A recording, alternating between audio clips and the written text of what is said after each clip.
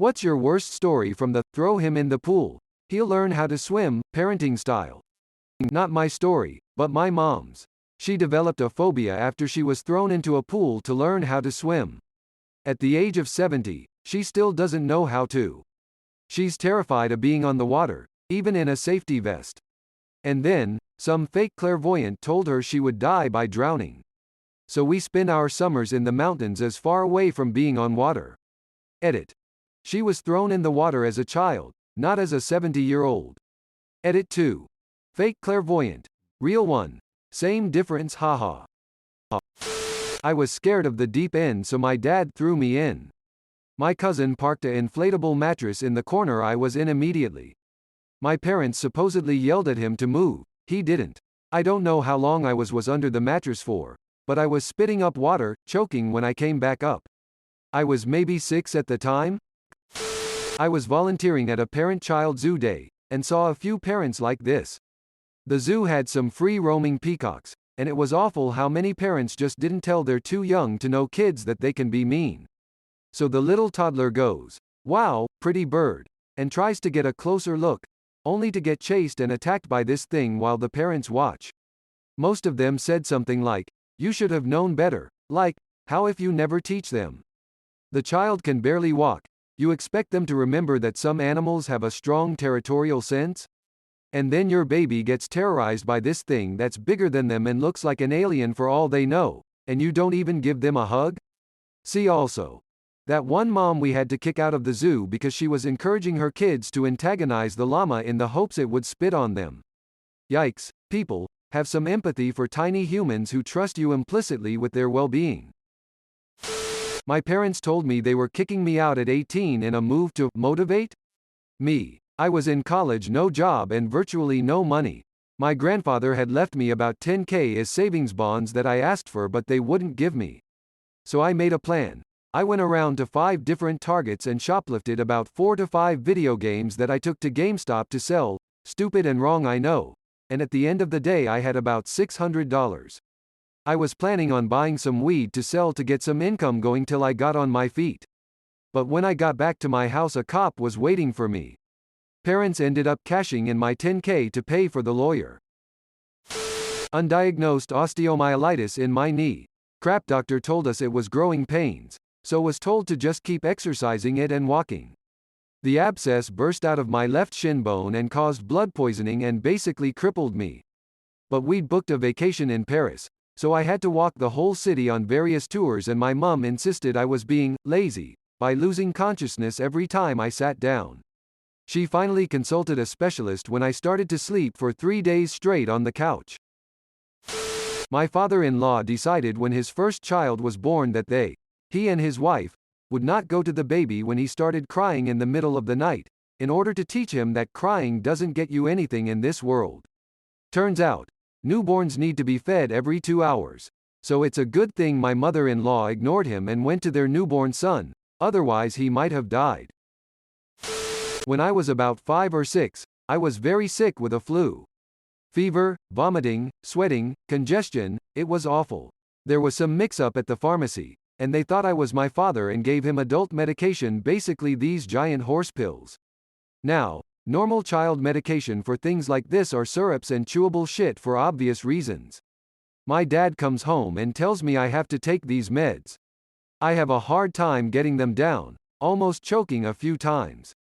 My dad got frustrated and literally started shoving these huge pills down my sore throat with his angrily shaking fingers. I started crying. My nose was stuffed so I could only breathe through my mouth. I remember my dad's wedding ring banging against my teeth, eyes watering, gasping for air while looking at my mom for help. Eventually I coughed it back up, crying and throat on fire. I remember my mom demanding an apology from my dad, who just said, "Well, he's going to have to learn to take pills like that sometime anyway," and stormed off. Damn, I haven't thought about that story in 20 plus years. My brother and I are 7 years apart. When he was 16 and I was 9, he taught me how to box by putting a hockey helmet on me and beating the ever-loving shit out of me. I'm reasonably certain I was concussed, and I suffered horrible migraines from that day well into my 20s. My dad actually did throw me in a pool to see if I could swim. I was always a picky eater growing up. One time my mom sat me down with a small bowl of almonds and told me I couldn't get up out of my seat until I finished it. I insisted that I hated them and they were making my mouth itch. She thought I was just being difficult.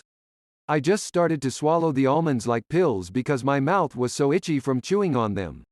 A couple years later I saw an allergist and discovered I was allergic to tree nuts. My mom's whole parenting style was sink or swim.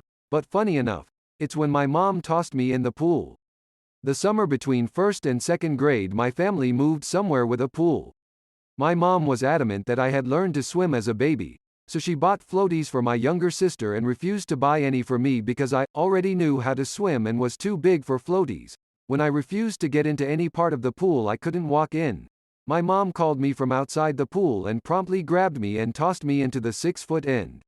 And surprise, I didn't know how to swim. I remember splashing twice, hearing my mom yell at me to stop panicking. Then I went under and tried swimming to the surface like I'd seen in movies and eventually got my head a bit above water, coughed out a bunch of water and started screaming for help before I went under again. My mom told me to stop making a scene and swim towards the edge. I made it to the edge and couldn't pull myself out of the pool, so my mom yelled at me to swim to the shallow end. When I tried to grab onto the edge to just pull myself to the shallow ends, my mom kept taking my fingers off the edge and yelling for me to stop playing and just swim. When I finally got to the shallow part, my mom and family just went, "See, you still remember how to swim. You never forget." They threw me in the pool. I drowned. I needed CPR. They let me use my floaties after that. Edit. Holy shit. All I did was go to work and I came back to whoa. Thanks for the awards and all the comments. Hurt my arm playing football during morning break at school. Was sent home by the school nurse. My dad said it was fine. Bandaged it and sent me to school the next day, only for them to send me home again within an hour. My mom made my dad take me to hospital and my arm was broken. My wrist had spilt lengthways. It was in casts for 9 months.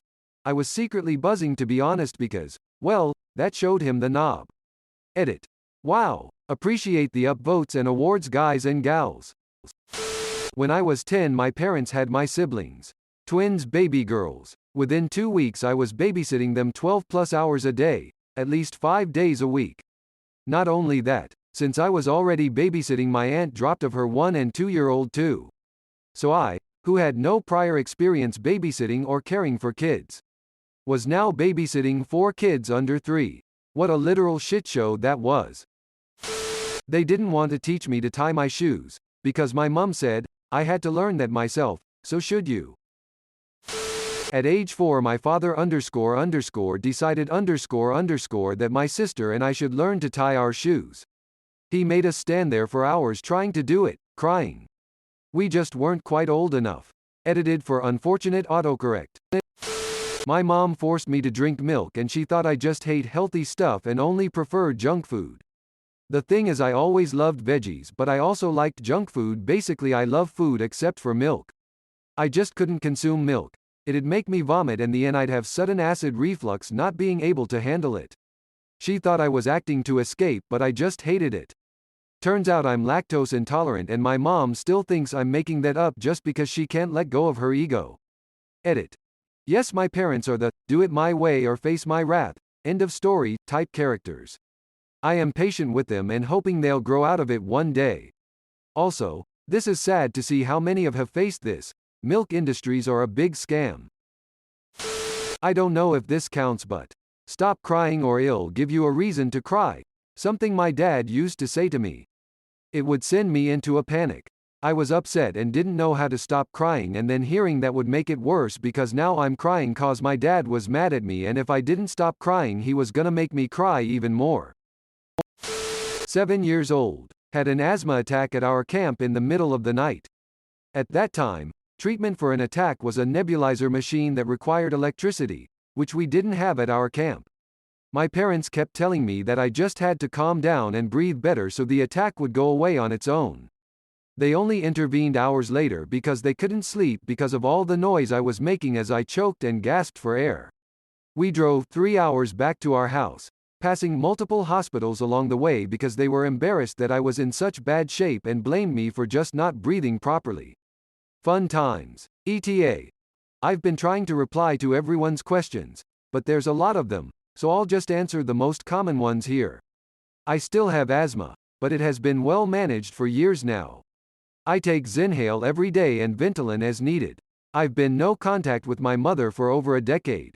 She's a narcissist who not only emotionally abused me but encouraged my older brother to do so as well. This led to him physically and sexually abusing me, and when I eventually confronted her on this, she said it was my fault for being such a bitch. I cut her out of my life, and that's made a world of difference for my mental health. Obviously no contact with brother either. I am still in contact with my father. They divorced in my early 20s. We aren't close, but I still find enough value in the relationship to keep talking to him. He isn't actively cruel like my mother was, just lost in his own world, I guess you could say. I feel sorry for him that he hasn't managed to overcome his own demons the way that I have. Overall, I am happy and healthy now. I have a lovely husband, and we've created a good life for ourselves. I do have CPTSD from the years of abuse I lived through, but therapy and proper medication have helped tremendously. Thank you to everyone for your kind words. They mean a lot. Smiley face. Every time I asked my parents to explain something as a kid, I was told either, "You're smart, you'll figure it out," or, "You just don't want to do it." Any attempt at maturity was met with either flat-out laughter or being told that I was too young to worry about that. Cue me turning 18, and suddenly I'm expected to be an adult, get a job, pay taxes, and all that jazz. I asked where in the hell do I start, and they got pissy because I apparently hadn't figured anything out. Wonder why? When I was around 11 or 12, two kids from the neighborhood got into a street fight. Kid number 1 clearly got the best of kid number 2, and kid number 2 was crying and went home. Should have been end of story. Kid number 2's parents met him at his front door and sent him back out there to continue to fight. I'm not sure if it was about honor or what, but it was painful to watch. Just want to say I hate a lot of your parents and you all deserved better. Just walk it off. My dad. When I developed a big nasty cyst on my toe when my mom was away on a stressful trip. She was not pleased to come back and have to immediately drive me to the hospital. It got to the point where I took one step on it and almost passed out. He apologized afterward, got a sandwich from a really good sandwich place, and I forgave him. Now I laugh about it. Edit. It was Maria's Sub Shop in Scituate, MA, USA. It's really good. Also, I guess this is worth bringing up. My dad is the son of a man who attempted to walk off a gangrenous leg infection that very same year. Rip Grandpa. Oh, I laugh about that too. My younger cousin, 4 at the time, was a climber and always needed help getting down. His dad told his mom to leave him. He'll either learn how to get down himself or stop climbing. Cousin ended up climbing onto the roof, fell off and got impaled on a fence pole. One very expensive trip to the and he now has a cool scar on his thigh. Edit. He did not stop climbing, he just got better ways to get off the roof. That basically describes exactly how my parents would teach me anything. It wasn't really teaching at all. It was showing me once super quickly, then expecting me to fully grasp the concept because I was supposed to absorb that knowledge from observation alone apparently. And when I wouldn't get it on the first time, I would be berated or beat. When I was 6, my parents tried to teach me how to tie my shoes. They showed me super quick once, fast enough that I couldn't process what was happening, then told me to do it. I didn't understand, and so they started yelling at me, telling me how I shouldn't even wear shoes because I was so stupid. I didn't learn how to properly tie my shoes until I was 18, and I had to teach myself. I still use the bunny ears method. The worst part of that was that people would make fun of me for not knowing how, and I couldn't explain the situation at home because they would have just thought that I was making excuses. Where I live, we have bags of milk. We have a pitcher where we place the bags, and I usually tie an elastic band around the corner that I snip open. One summer, when I was 5 or 6, I woke up bright and early because my brother was in summer school, so I'd have the whole morning to myself. I went to make a bowl of cereal, and when it was time to put the milk back, my mom tried to teach me how to tie the elastic band to the bag. I did it, but she had told me it was wrong and so beat me and told me to do it again. For the entire morning she would tell me that I was doing it wrong and beat me. By the time I had my cereal, it was noon and my brother had already come home. I don't even think I was doing it wrong because I've been doing it the same way since then. I'm pretty sure my mom wanted an excuse to beat me. I actually used to be a swim teacher in college teaching private lessons in people's backyards because of parents who had thrown their kids into the pool to sink or swim. It was usually moms calling me for help because they heard from a friend of a friend that I was able to teach their kid and get them to like the water again in about a month or less. One kid, he was 7. I had to sit with him on the pool deck the whole first lesson and bring buckets of water to him. His dad had dunked him multiple times and insisted that his son would just figure it out eventually because that's how he learned. Needless to say, he was never home when I was there. The mom had me come while dad was at work. 4 weeks later, she had me come later in the afternoon so he would come home towards the end of the lesson. His dad saw his son swimming and cried happy tears. He had no idea I had been there 3 days a week for a month. My favorite student was a 70-year-old man who wanted to do a triathlon but never learned to swim because his dad threw him in as a child. It took about 3 months total, a lot of hand-holding on the steps and shallow end, but he finally achieved his goal and I got to cheer him on at the finish line. I still remember how each of my students clung to my arms and clawed at my neck in their first lessons. I never dunked or forced anyone out of their comfort zone. My lessons had to be customized for each student to keep it fun and relaxing. The trauma in their eyes was haunting though. It stayed with me and I never force anything on my kids that they aren't ready to do. It's about trust, not force. 2 days after I graduated high school, I came home to an empty house. All my stuff in a U-Haul because my mom and stepdad moved without me. I have been financially independent ever since, but a heads up would have been nice. My stepmom walked us, me, sister, brother 10 to 12, deep into the woods and left us there to learn survival skills. We thought we were all out on a hike, then she distracted us and ran away. We wandered into camp hours later. We knew how to get back but searched for hours worried that something had happened to her. She was drinking margaritas and smirking. Edit. Thank you all for the smiles and awards. I freaking love the wilds of R. My dad and I once witnessed someone who literally did this for a little 3-year-old girl. This little girl was just playing at the edge of the pool, happily minding her own business when her dad ran up behind her, picked her up and tossed her screaming as far as he could into the deep end of the pool while yelling, "Time to swim, honey." At first my dad and I didn't react. 'Cause my dad has done this to me as a game. I learned to swim first. But we started to notice that she was struggling to surface while dad just watched. My dad nervously asked, "Can she swim?" To which the guy just shrugs and says, "She'll figure it out." I have never seen my dad book it so fast to get at the water as I did that day. He quickly got the kid out of the water and started screaming at the guy about what kind of idiot he was while the girl was just bawling her eyes out. I swear my dad was ready to deck the guy. This was back in the 1990s, so we didn't have a cell phone to call the police, but we never saw them again after.